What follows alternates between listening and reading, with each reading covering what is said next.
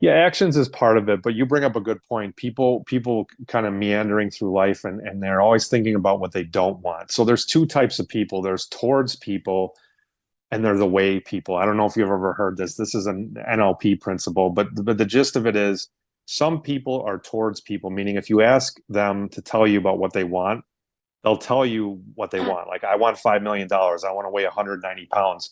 But the people you described are away people. Instead of telling you what they want, they tell you what they don't want. But the way for them to manage that, or coaches that deal with that type of person, is write down everything you don't want and then just think about the opposite. So a perfect example is I used to work with a guy that was really shy, and he said, I don't want to be nervous when I go to social interactions. And then I said, okay, so write down all those things. I said, what would it look like if you had a good interaction? Instead of saying, why don't you want it? Why don't you work toward a good interaction? I said, what would it look like, or what stops you? That's a powerful question, by the way. What stops you from having a good interaction? If you talk in terms of away language to an away person, you'll start to get to the towards piece.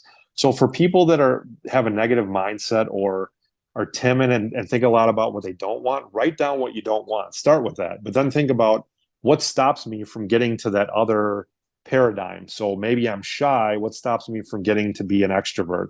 And as you write this down and think about behaviors, you'll start to shift your daily routine.